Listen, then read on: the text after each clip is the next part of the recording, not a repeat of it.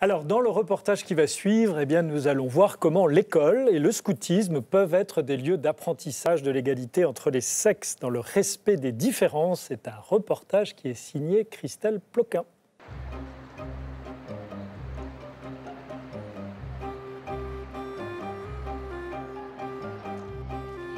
Touché, t'es libéré. Faut que tu prennes la balle, faut qu'il prenne la balle. La prise de conscience, Voilà, une porte d'entrée essentielle. C'est aussi la vie de Michael Deberé, enseignant dans plusieurs écoles de Seine-Saint-Denis. Lui, il a choisi de provoquer ça par le sport. Au départ, ça ressemble à une banale partie de balle aux prisonniers, jusqu'à ce que les règles soient modifiées. On va imaginer qu'on ne joue plus dans un gymnase, on va imaginer que vous êtes dans votre quartier. Le quartier, c'est les rues qui entourent votre maison, votre habitation, d'accord ?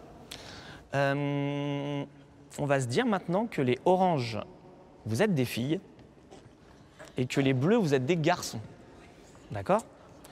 Vous, les jaunes, vous allez être des filles, et les blancs, vous allez être des garçons.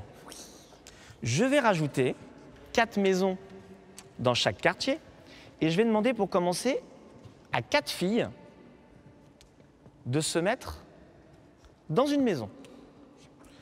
Dans la maison, vous serez intouchables, d'accord ? Par contre, vous n'avez pas le droit de sortir de la maison, vous n'avez pas le droit de lancer pour toucher quelqu'un, vous êtes juste intouchables. La mise en place de cette nouvelle règle ne tarde pas à créer des frustrations. On est en plein dedans, la frustration. Bah alors Mariam, comment ça se passe dans ta maison ? Tu te sens bien dedans ? Non ? Pourquoi t'es pas bien dedans ? J'ai lancé des ballons, moi. Ça te plaît pas d'être à la maison, là, on le sent bien. Bon, ça va durer 5 minutes, t'inquiète pas. Ça se passe bien dans ta maison ? Non ? Pourquoi ça se passe pas bien ? Je fais rien du tout. D'accord, et ça te plaît pas, ça ? T'aimerais aller jouer dehors, c'est ça ? Bah, t'es dans la maison, t'as pas le droit d'aller jouer dehors. À la prochaine partie, pas sur cette partie-là. Et ça ne s'arrête pas là. À la partie suivante, nouveau changement de règle, ce sont les garçons qui doivent rester dans les maisons cerceaux. Enfin, presque. Les garçons, vous allez avoir le droit de sortir de la maison quand vous voulez. Quand vous avez envie de rentrer dans la maison, vous rentrez dans la maison, vous êtes intouchable, on ne peut pas vous toucher. Et quand vous avez envie d'aller jouer dehors, vous allez jouer dehors. Vous faites ça quand vous voulez. Allez, mon équipe. Allez. Prêt ? L'idée de passer par le sport, c'est vraiment de les mettre dans une pédagogie active en fait. Ils vont être acteurs de cet apprentissage-là, ce qui va être complètement différent si on se mettait dans une classe avec une feuille ou si on y lançait un débat un peu philosophique ou un débat d'idées où les enfants n'arriveraient peut-être pas à se représenter le sujet qu'on est en train d'évoquer avec eux. Là, à travers la séance, on a pu voir que les enfants, ils ont vécu des sensations. Il y en a même qui ont vécu beaucoup de frustration, des injustices, et que du coup, ils vont pouvoir se mettre à la place d'eux. On va essayer de travailler l'empathie. Il y avait des garçons qui étaient dans des rôles de filles, des filles qui étaient dans des rôles de garçons, qui étaient enfermés dans un préjugé. Et du coup, ça leur a permis de prendre conscience et de pouvoir vraiment participer au débat. Moi, en tant que meneur du débat, c'est beaucoup plus facile en me disant tiens, à un moment, j'ai vu que tu étais frustré, j'ai vu que tu étais en colère, est-ce que tu peux nous raconter ce que tu as vécu, comment ça s'est passé ? Et du coup, c'est beaucoup plus riche et beaucoup plus intéressant pour construire la notion.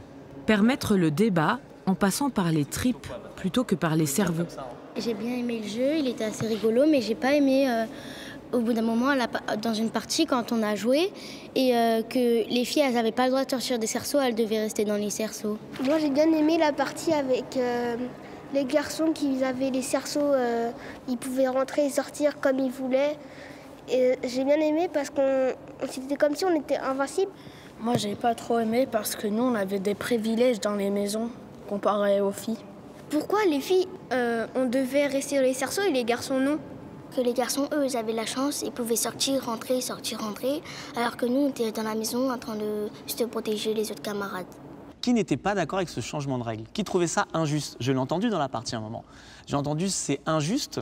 Est-ce que dans votre quotidien, dans votre vie de tous les jours, vous avez l'impression, des fois, que les filles et les garçons n'ont pas les mêmes règles ? Des fois, ma mère, elle nous demande d'aller acheter le pain et elle demande toujours à moi et mon frère. Et ma soeur, elle reste, elle dit que c'est dangereux dehors pour les filles et tout ça.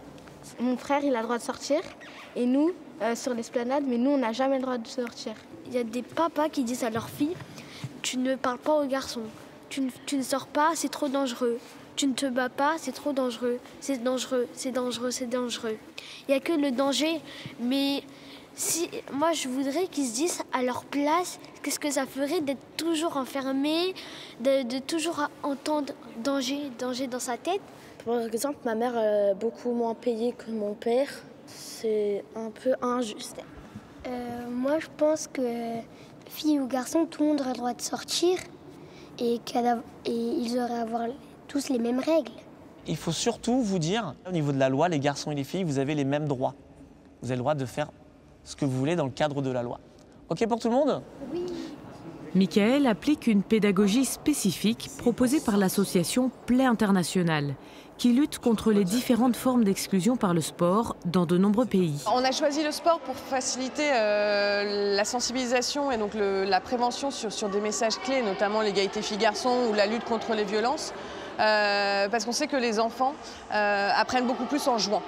Et donc c'est prouvé scientifiquement, et donc basé sur ces connaissances-là, on a développé toute une série de jeux sportifs pour vraiment faire passer des messages et ainsi permettre de faire évoluer les représentations des enfants sur certaines idées, des idées préconçues.